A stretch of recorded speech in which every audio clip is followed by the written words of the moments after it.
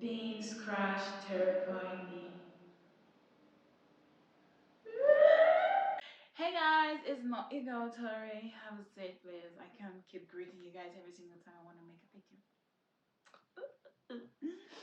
Today we'll be talking about people's experiences in haunted houses. I will say I have mine to give only if you guys ask though.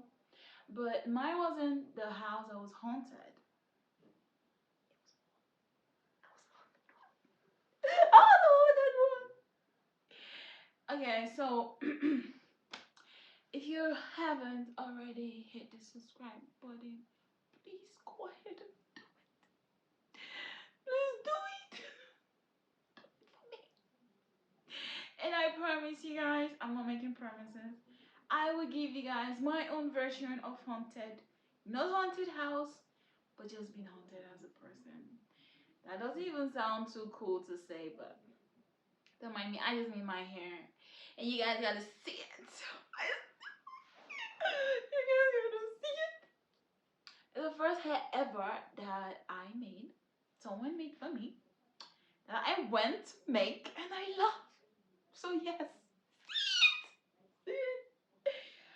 Being scratch terrified me. Get ready. Trigger warning. If you know you are, I won't even say scaredy cats because cats that I see these days be the ones attacking even lions. So if you know you're a scaredy rat, please just move to the side because it's not for you.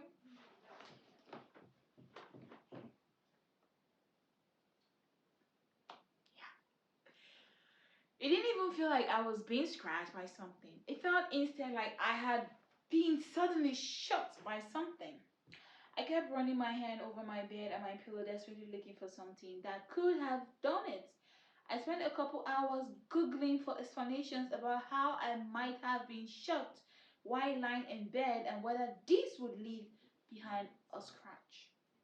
Of course, you know it's gonna leave behind a scratch.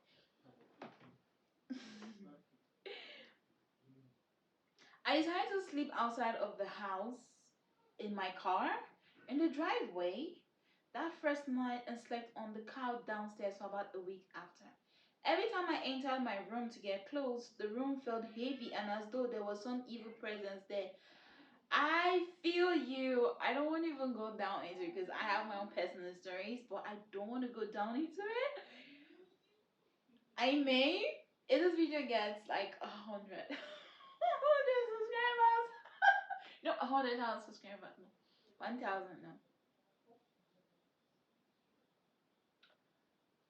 I know I'm just wishy-washy right now, but let's say yeah, 1,000 subscribers and I'm going to so I can share. Where was I? I literally will open the door and reach just my arm in to grab things from my drawer. Again, I feel you. This had been why I was still living at home, and my mom freaked out, telling me she had had a horrifying dream that week in which there was an indent in the mattress beside her, as if something visibly was sitting on the side of her bed. I would not say I have seen this before, so I'm just gonna keep quiet instead. Apparently, nothing happened in this dream. Its presence was just so evil that in the dream she began silent screaming, unable to scream in dreams, and woke up screaming. Again, I would not say I have seen this before, but I'll keep quiet because I won't say it. I had a dream several months after this in which I hugged an elderly family member that had recently passed away. You know, you know, I just keep quiet. And I thought she's so much stronger now. Suddenly, this family member hug became stronger and stronger and stronger. I quickly realized in the dream that this was something malevolent physically trying to force itself into me. And I told myself I needed to wake up immediately. Woke up and felt this extremely physical sensation on my body still, primarily on my right shoulder and hip. Had been sleeping on my left side. As if something had been on me, I immediately prayed despite not being religious and said, "You are not welcome here, go away," a couple times. This was also terrifying, despite that it was only a dream. The physical sensation of something trying to squeeze itself into me within the dream, and after waking up as if something was forcefully on top of me was incredibly scary. I'd never experienced anything like this in a dream, never experienced sleep paralysis, and it absolutely seemed like something malevolent.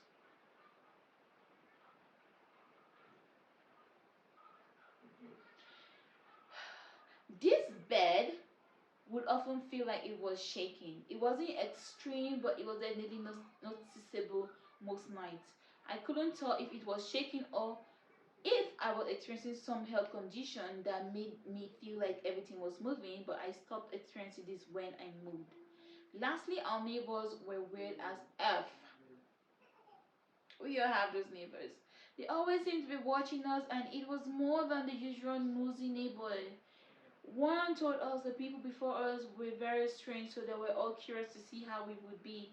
But we wouldn't be strange in that situation. At a completely different house we rented several years prior, a neighbor we never spoke with randomly yelled at us one afternoon as we slowly moved in our car. There's something strange about that house. Nobody stays long. But we didn't experience anything crazy at that house. My sister had heard someone in the kitchen downstairs when she was alone at home after school one day, but there was a very good chance it was a landlord snooping. It might make sense that people were likely to put a house up for rent if they've had weird experiences there, and we certainly rented a lot of homes and apartments as we grew up. So worked in research at a VA hospital for a while. Once, while walking through the empty halls on the research floor, I passed by a room with a window and the door to see a girl nearly 20s standing in this window, staring at me as I passed. A cold, uninviting stare. Okay, okay. The area around her eyes were dark as though she had too much eyeliner or as though her eyeliner had smeared. Could be me. I continued walking past this door.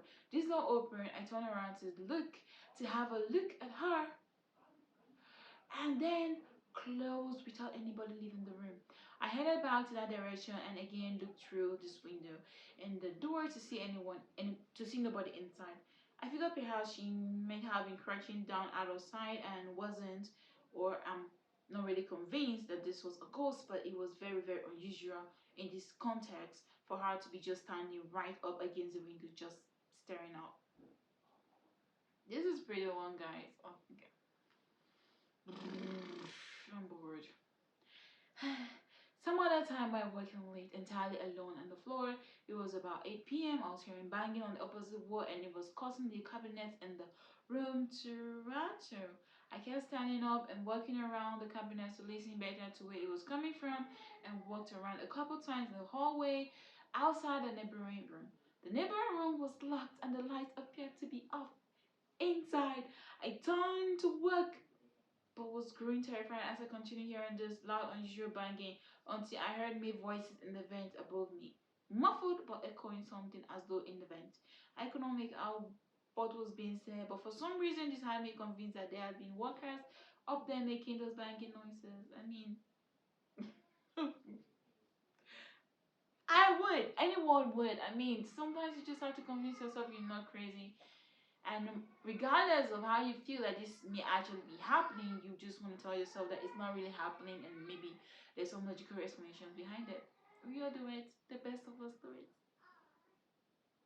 And I relaxed. Thinking back now though, I'm not sure it was reasonable to conclude that there had been workers up there. Normally workers were there during the day and they would have ladders out in the hallways for access to whatever they needed to get to above. On a handful of occasions, someone in the elevator would randomly start talking to me about the floor I was heading to, last floor of the building, the research floor, saying things like they knew all about that floor and what goes up there. There was never anyone in uniform. I would assume these were vets that had been frequenting the hospital for decades. One told me they had helped design the original hospital blueprints, knew all the history and events of this hospital. And another night working late, presumably alone on the floor, I was accosted by a strange, perhaps special needs individual hopping out in front of me from a hallway perpendicular to the one I was standing. I was walking down, and he began saying nonsense where all I could hear was working late. Are you working late? Nonsense, nonsense, working late. Nonsense, nonsense, working late. Nonsense, nonsense, working late. And he was so close to me, completely panicked and nearly blocking up the hallway. I squeezed by him immensely uncomfortably and replied simply that yes, I was working late and backed out and through the doors before heading to the elevator and safely getting on. Of course, as soon as I get off the elevator on the first floor, I hear a ding indicating the arrival of a neighboring elevator, and I sprung around to see him literally leaping from the elevator and widely looking side to side once he landed. This doesn't make sense. It doesn't even make sense to me reading it. It doesn't make sense because he hadn't been on the elevator as I was getting into one. I had seen this man on one other occasion during the day and assumed he was hired by the VA. As a co-worker told me, the VA hospital often hires people with special needs to clean at the end of the day, but it really creeped me out and felt as unusual as in the fever dream.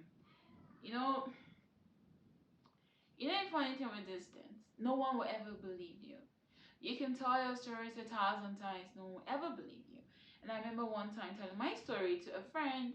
It wasn't really a friend, it was a date. I wanted him to leave me alone, so I used the whole spooky story to spook him up. And he immediately ghosted me. So that was the end result. But basically, if you tell anyone about stuff like this, no one ever believes you. That's a funny thing. When I tell an experience in mine, okay, I will shut up. But basically, not even my mom believed me. She thought I was way too young to be seeing this sense because nobody gives a damn about children. I mean, what have you even become? That's what they will say. You're so little. No one is even looking at you. No one cares if you exist. But hey, ma, I don't want to say. I don't want to say though. I don't want. My own story, haunted ghost story.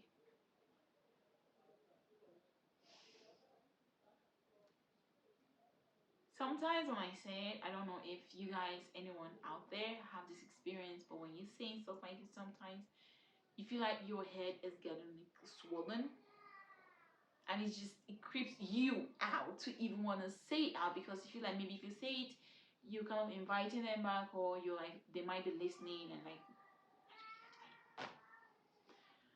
I don't know.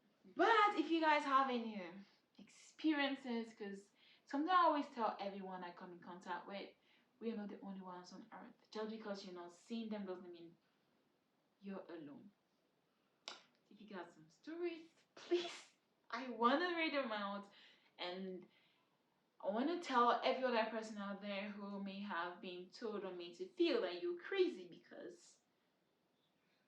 you're talking crazy. You're not crazy. These things are real and it's not in your head. Hit me up. I'm gonna leave my socials in the description box below. Hit me up and I'll read it out for you. I'll let the world know your story, my story that I won't tell. I will tell. I don't know.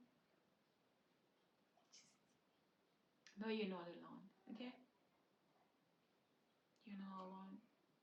I got you. Because I have experienced that before myself. And I'll stop saying that because I'm like, okay, why don't you just say it already? No, I'm not saying it. Anyways, thanks for watching my video, and you can set up now. You can go away. Go wash your dishes, whatever you're gonna do. Bye!